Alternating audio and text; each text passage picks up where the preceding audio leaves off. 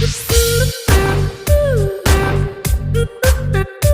move to the next topic towards civil disobedience यानी सविनय अवज्ञा आंदोलन की ओर. In February 1922, Mahatma Gandhi decided to withdraw the non-cooperation movement. 1922 में महात्मा गांधी ने नन कोऑपरेशन मूवमेंट को विड्रॉ करने का फैसला ले लिया. He felt that movement was turning violent. ऐसा वो क्यों कर रहे थे? क्योंकि उनका मानना था कि जो मूवमेंट था ये वायलेंट हो रहा था, यानी इस मूवमेंट में काफी हिंसा हो रही थी. जो सत्याग्रही थे वे अधिक वायलेंट हो रहे थे, वे अपने आप को नियंत्रण में नहीं रख पा रहे थे. So he understood that Satyagrahi needed to be properly trained. उनका मानना था कि सत्याग्रही लोगों को और अधिक ट्रेंड करने की आवश्यकता थी. Therefore, they went to be ready for mass struggle, ताकि वो मास स्ट्रगल के लिए तैयार किए जा सकें. Within the Congress, some leaders were by now tired of mass struggle. इस समय तक कांग्रेस के बहुत सारे लीडर्स थे जो इस तरह के मास स्ट्रगल से बिल्कुल उब चुके थे. And they wanted to participate in election. ये इलेक्शन में पार्टिसिपेट करना चाहते थे. कौन सी इलेक्शन हुआ करती थी? तो इट वाज प्रोविंशियल इलेक्शन. ये प्रोविंशियल इलेक्शन हुआ करता था. He had been set up by government of India act. यह जो इलेक्शन का जो प्रोविजन था वो गवर्नमेंट ऑफ इंडिया एक्ट 1919 के प्रावधान के अनुसार हो रहा था.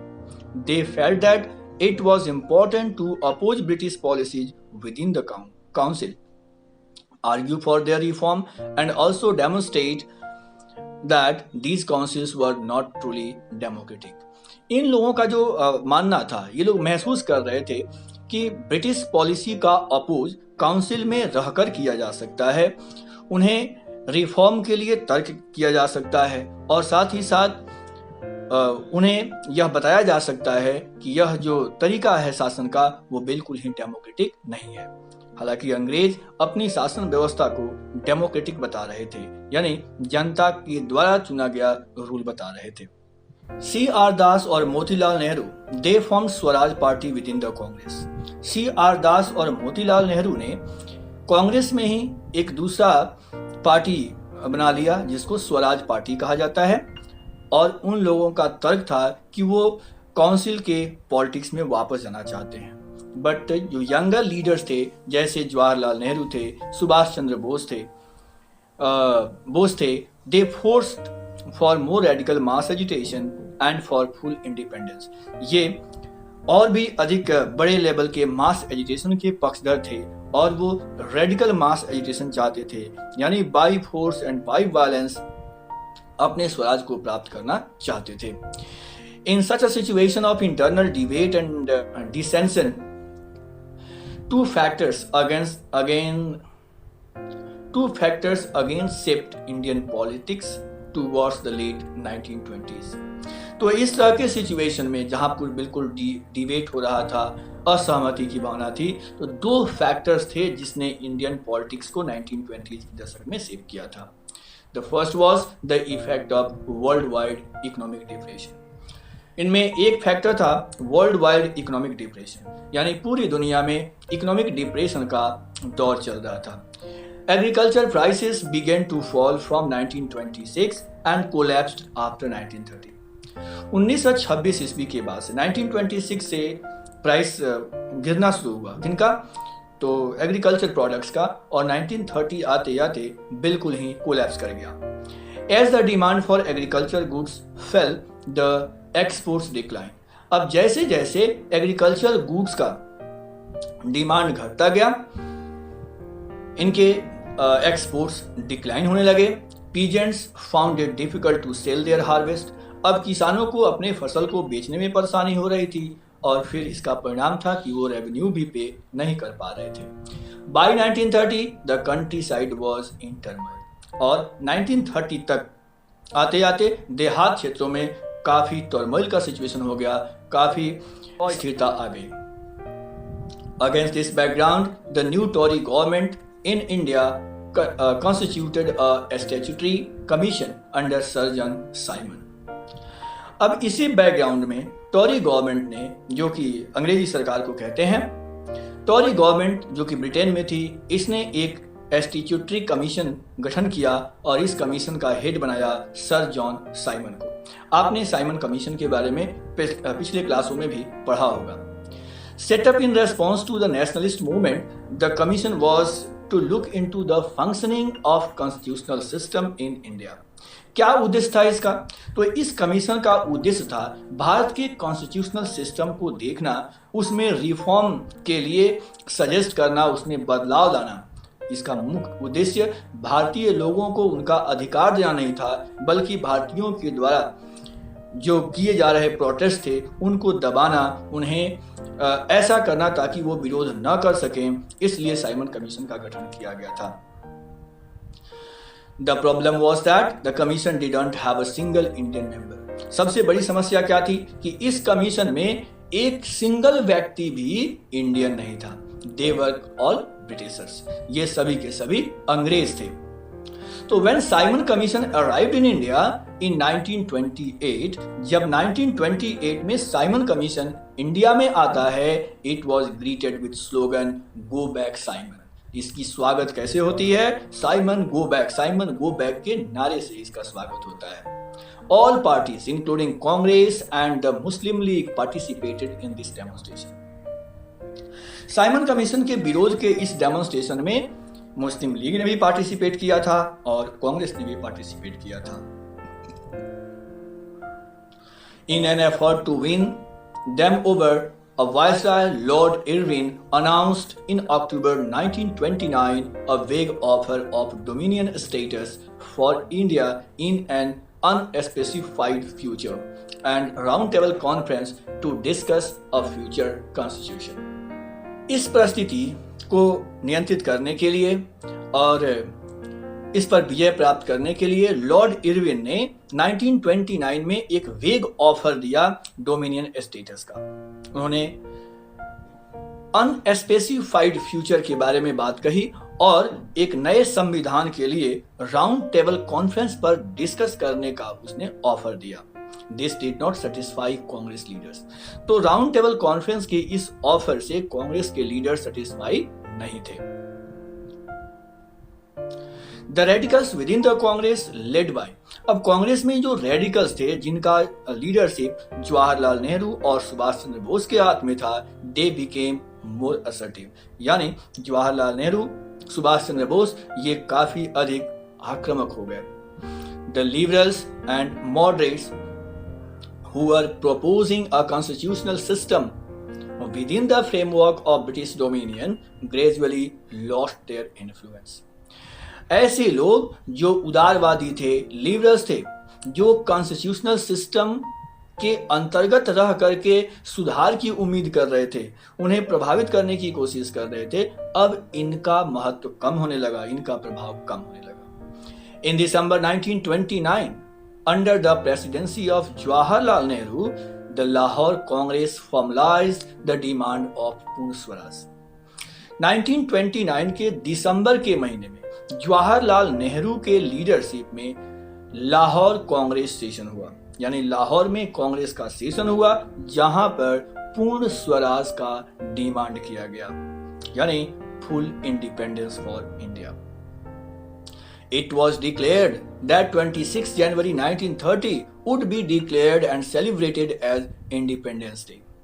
यहाँ पर इन लोगों ने फैसला किया कि 26 जनवरी 1930 को इंडिपेंडेंस डे के रूप में सेलिब्रेट किया जाएगा। When people were to take a pledge to a struggle for complete independence। यहाँ पर लोगों ने यह शपथ ली कि वो 26 जनवरी को इंडिपेंडेंस डे मनाएंगे और ये तब तक डिस्पर्स नहीं होंगे जब तक कि भारत को पूरी तरह से आजाद नहीं कर लेते। But the celebration attracted very little attention. लेकिन ये सेलिब्रेशन जो था इससे बहुत कम लोग ही अट्रैक्ट हो पाए। सो Mahatma Gandhi had to find a way to relate this abstract idea of freedom to more concrete issue of everyday life। अब महात्मा गांधी को इस बात से चिंता हो रही थी कि आखिर कैसे इस मूवमेंट से अधिक लोगों को जोड़ा जाए। फ्रीडम यानी आज़ादी के इस भावना से लोग बड़ी मात्रा में नहीं जुड़ पा रहे थे, तो उन्होंने आज़ादी के इस भावना को एक कंक्रीट इश्यू से जोड़ना चाहते थे जिससे सबको लाभ हो, ताकि उस लाभ को ध्यान में रखते हुए लोग इस मूवमेंट से जुड़ सकें। और इसके लिए महात्मा गांधी ने क्या किया? तो let us see 3.1 the salt march and civil disobedience movement. तो महात्मा गांधी का एक फेमस मूवमेंट यहाँ होता है जिसको salt march and civil disobedience movement कहा जाता है। Mahatma Gandhi found in salt a powerful symbols that could unite the nation. Mahatma Gandhi ने सॉल्ट में एक पावरफुल यूनिफिकेशन सिंबल देखने को मिला। महात्मा गांधी का मानना था कि नमक लोगों को यूनाइट कर सकता है, नमक देश में एकता स्थापित कर सकता है। ऑन 31 जनवरी 1930 को ही sent a letter to viceroy Irwin stating 11 demands. उन्होंने 31 जनवरी 1930 को वायसराय लॉर्ड इरविन को एक लेटर दे दिया। उस लेटर में 11 डिमांड्स थे, 11 डिमांड्स का letter. Some of these were general interest, इनमें से कुछ जो थे वो सामान्य हित की बातें थी। अदर्स वर स्पेसिफिक डिमांड्स, और कुछ विशेष डिमांड्स भी थे जो डिफरेंट क्लासेस के थे। फ्रॉम इंडस्ट्रियलिस्ट टू पीजेंट्स, इसमें इंडस्ट्रियल क्लास से लेकर के पीजेंट्स तक सबके लाभ की बात सोची गई थी ताकि लोग इससे जुड़ सकें। The idea was to make the demands wide ranging. इसका जो मुख्य उद्देश्य था वो ये था कि इस आइडिया को वाइड रेंजिंग बनाया जाए, बड़े पैमाने पर इस मूवमेंट को किया जाए, so that all classes within Indian society could identify with them and everyone could be brought together in united campaign, ताकि भारत के हर व्यक्ति को एक साथ जोड़ा जा सके और उन्हें इस यूनाइटेड कैंपेन में एक साथ लाया जा सके। The most staring of all was the demand to abolish salt tax। जो ये 11 डिमांड्स थे, इन 11 डिमांड्स में जो एक सबसे महत्वपूर्ण डिमांड था वो था removal of tax from salt, यानी नमक पर से टैक्स को हटाना, and the government monopoly over its production. Bharat में नमक के प्रोडक्शन पर केवल ब्रिटिश गवर्नमेंट की मोनोपोली थी, तो इसे समाप्त करना इस डिमांड के अंतर्गत था। तो Mahatma Gandhi declared revealed the most oppressive face of British rule। Mahatma Gandhi ने कहा था कि नमक पर टैक्स लगाना और उस पर मोनोपोली एस्टैब्लिश रखना ये अंग्रेजों का सबसे अप्रेसिव फेस था।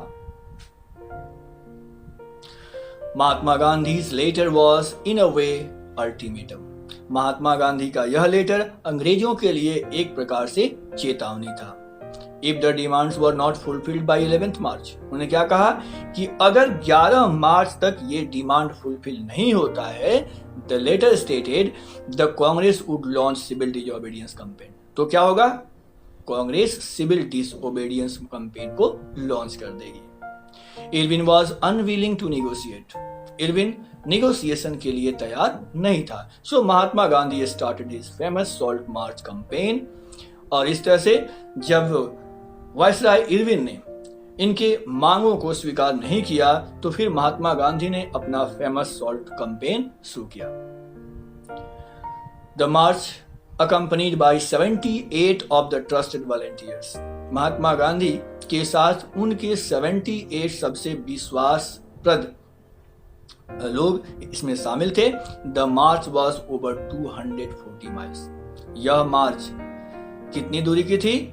240 माइल्स की थी। कहां से? From Gandhi's ashram in Sabarmati to Gujarati coastal town of Dandi. तो महात्मा गांधी के साबरमती आश्रम से गुजरात के कोस्टल टाउन दांडी तक का ये सफर था। The volunteers walked for 24 days. ये जो वॉलंटियर्स थे 24 डेज तक वो वॉकिंग करते रहे, अबाउट 10 माइल्स अ डे। प्रतिदिन 10 माइल्स वो चला करते थे। Thousands came to hear Mahatma Gandhi when he stopped। Mahatma Gandhi बीच बीच में जहां भी रुकते थे तो हजारों की संख्या में लोग आ करके यहाँ पर मिला करते थे। and he told them what he meant by Swaraj and argued them to peacefully defy British. Mahatma Gandhi उन लोगों को स्वराज का मतलब समझाते थे और अंग्रेजों का शांतिपूर्ण ढंग से विरोध करने की तरीके उन्हें बताते थे. On 6 April he reached Dandi. Mahatma Gandhi 6 अप्रैल को दांडी पहुंचते हैं एंड सेरिमोनियली वायलेटेड द लॉ. और वहां पर जो नमक कानून को इन्होंने सेरेमनी के तरीके से तोड़ दिया. Manufacturing salt by boiling sea water. वहां पर समुद्र के पानी को बॉयल किया गया और नमक बनाया गया और इस तरह से नमक पर बनाए गए अंग्रेजों के कानून को तोड़ दिया गया.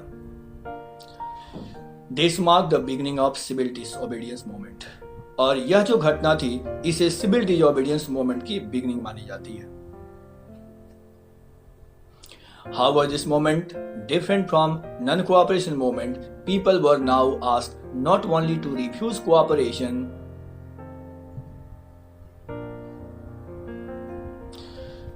यहाँ आप देख सकते हैं महात्मा गांधी का यह तस्वीर दिखाया गया है. वे महात्मा गांधी अपने 78 ट्रस्टेड वॉलंटियर्स के साथ दांडी मार्च पर हैं. यहाँ पर बीच में आप महात्मा गांधी को देख सकते हैं. आखिर ये civil disobedience movement non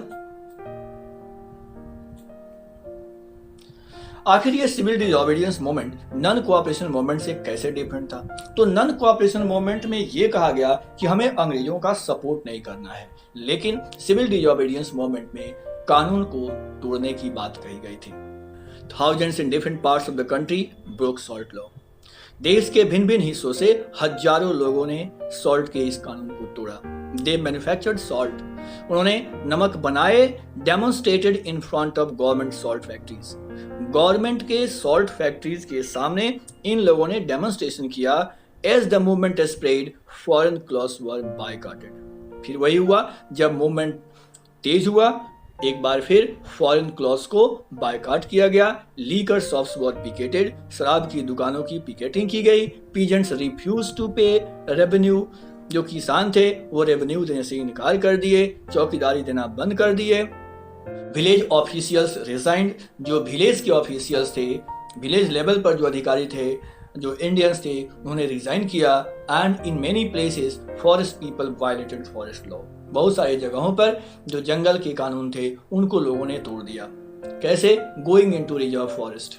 reserve forest में इन्हें जाना मना था. लोग रिजर्व फॉरेस्ट में जाने लगे, मवेशियों को चराने लगे और जलावन की लकड़ियां कलेक्ट करने लगे.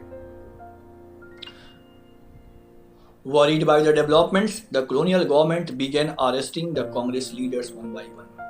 अब इस डेवलपमेंट से अंग्रेज काफी चिंतित हो गए और वे कांग्रेस के लीडर्स को एक एक करके अरेस्ट करने लगे. This led to violent clashes in many places.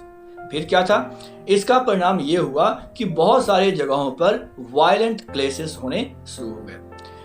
When Abdul Ghaffar Khan, a devout disciple of Mahatma Gandhi, was arrested in April 1930, angry crowds demonstrated in the streets of Peshawar, facing armored cars and police firing. फिर क्या होता है? इस violence के दौरान खान अब्दुल गफ्फार खान को, जो महात्मा गांधी के डिसाइपल थे, उन्हें 1930 के अप्रैल में अरेस्ट कर लिया गया. इनके अरेस्ट से लोग नाराज हो गए और बड़ी संख्या में लोगों की भीड़ पेशावर की गलियों में आ गई, पेशावर की सड़कों पे आ गई. हालांकि ये आर्मर्ड कार के सामने से गुजर रही थी. पुलिस फायरिंग को उन्होंने फेस किया. बहुत सारे लोग मारे गए और एक तरह से बहुत बड़ी हिंसा यहाँ देखने को मिली. A month later, when Mahatma Gandhi himself was arrested. फिर क्या होता है? एक महीने के बाद महात्मा गांधी को भी अरेस्ट कर लिया जाता है. अब industrial workers of Solapur attacked police post. तो सोलापुर के जो इंडस्ट्रियल वर्कर्स थे वे पुलिस स्टेशन पर अटैक कर दिए, म्युनिसिपल बिल्डिंग्स पर अटैक कर दिए, law courts and railway station, court को और रेलवे स्टेशन को भी उन्होंने निशाना बनाया. All structures that symbolise British rule. यानी अंग्रेजों के जो भी स्ट्रक्चर जहां भी थे, जो भी प्लेसेस थे जहां पर अंग्रेजों के ऑफिसेस हुआ करते थे, उन सभी जगहों पर अटैक किए गए. or frightened, government responded with the policy of brutal repression. सरकार डर गई थी और इस डरी हुई सरकार ने ब्रूटल रिप्रेशन का फैसला लिया. पीसफुल सत्याग्रहीज वर अटैक्ड. शांतिपूर्ण ढंग से सत्याग्रह कर रहे लोगों पर, महिलाओं पर, बच्चों पर अटैक किए गए, उन्हें बुरी तरह से पीटा गया and about 1 lakh people were arrested. शांतिपूर्ण ढंग से सत्याग्रह कर रहे महिलाओं, बच्चों, पुरुषों को बुरी तरह से पीटा गया. लगभग 1 लाख लोगों को अरेस्ट कर लिया गया. In such a situation, Mahatma Gandhi once again decided to call off the movement. एक बार फिर महात्मा गांधी अपने इस मोमेंट को कॉल ऑफ कर देते हैं and entered into a pact with Irwin. और इरविन के साथ एक पैक्ट में अपनी सहमति दे देते हैं ऑन 5 मार्च 1931. और ये 5 मार्च 1931 की घटना है. By this Gandhi Irwin pact. इस पैक्ट को गांधी इरविन पैक्ट के नाम से जानते हैं. Gandhi ji consented to participate in round table conference. यहाँ पर Gandhi ji round table conference के लिए तैयार हो जाते हैं. ये वही राउंड टेबल कॉन्फ्रेंस था जिसका पहले कांग्रेस ने बायकॉट किया था. Mahatma Gandhi decided to go to London to attend a round table conference. The government agreed to release political prisoners. जब महात्मा गांधी तैयार हो गए राउंड टेबल कॉन्फ्रेंस के लिए तो अंग्रेजों ने जो प्रिजनर्स थे उन्हें रिलीज कर दिया, उन्हें छोड़ दिया. In December 1931 Gandhi ji went to London for conference. इस कॉन्फ्रेंस के लिए गांधी जी 1931 के दिसंबर में लंदन जाते हैं. But the negotiations broke down. लेकिन वहां पर निगोशिएशन फेल हो जाता है एंड ही रिटर्न डिसअपॉइंटेड. और नाखुश होकर के, डिसअपॉइंटेड होकर के वे इंडिया पहुंच जाते हैं.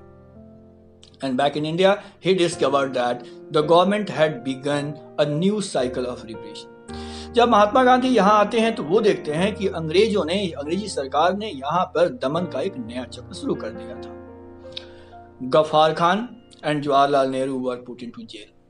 जो महात्मा गांधी ने देखा कि खान, अब्दुल गफ्फार खान और जवाहरलाल नेहरू दोनों को जेल में बंद कर दिया गया था. Congress had been declared illegal. Congress को ही गैर कानूनी घोषित कर दिया गया था and a series of measures had been imposed to prevent meetings, demonstrations and boycotts. Meetings को, डेमोन्स्ट्रेशंस को और बायकॉट को रोकने के लिए बहुत सारे नए नए कानून और तरीके थोप दिए गए थे.